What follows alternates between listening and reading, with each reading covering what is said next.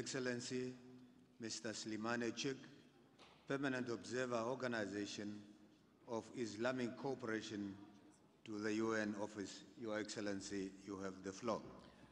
Monsieur le Président de la Conférence générale, Madame la Directrice générale de l'UNESCO, Monsieur le Président du Conseil exécutif, Mesdames et Messieurs, j'ai l'honneur de délivrer le message du Secrétaire général de l'OCI, Son Excellence Iyad Amin Madani, mais compte tenu du temps imparti, je me permets de résumer ce discours qui sera par ailleurs distribué in extenso.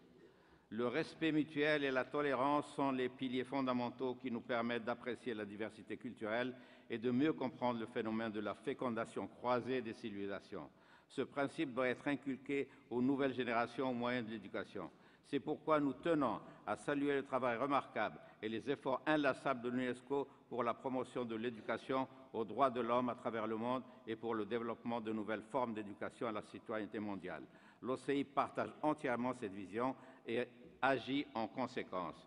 Mesdames et Messieurs, la lutte contre le phénomène du terrorisme, de l'extrémisme religieux figure parmi les priorités de l'OCI, qui estime que la stratégie la plus efficace pour lutter contre l'extrémisme violent consiste à traiter les causes profondes du phénomène. Elle réaffirme, comme l'énoncent tous les traités pertinents et toutes les résolutions internationales, que le terrorisme n'a ni religion, ni nationalité, ni race, et que nous avons affaire à un fléau qui doit être combattu et réprimé partout où il frappe.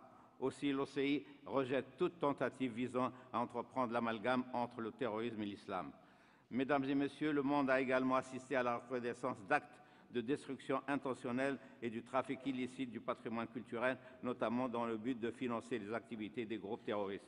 L'OCI condamne fermement ces crimes perpétrés au nom de certaines idéologies destructrices et se tient prête à coopérer avec l'UNESCO pour la sauvegarde du patrimoine culturel. À cet égard, l'OCI tient à souligner l'importance cruciale de la déclaration de Milan sur la protection du patrimoine culturel ainsi que le travail remarquable de l'UNESCO en la matière.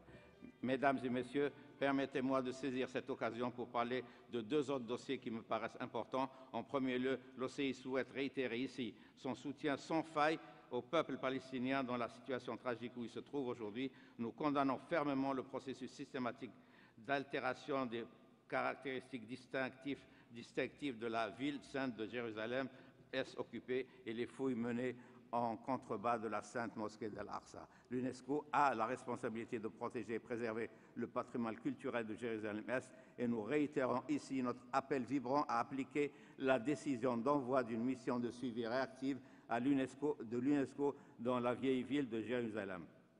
En second lieu, l'OCI se félicite du vote du Conseil exécutif en faveur de la candidature du Kosovo pour la pleine adhésion à l'UNESCO et espère que la Conférence générale adoptera la recommandation du Conseil exécutif. Mesdames et Messieurs, je voudrais conclure en réaffirmant l'intérêt constant de l'OCI à renforcer davantage la coopération avec l'UNESCO. La prise en charge de la question liée à la promotion du dialogue interculturel doit nous engager à œuvrer ensemble. Et je vous remercie.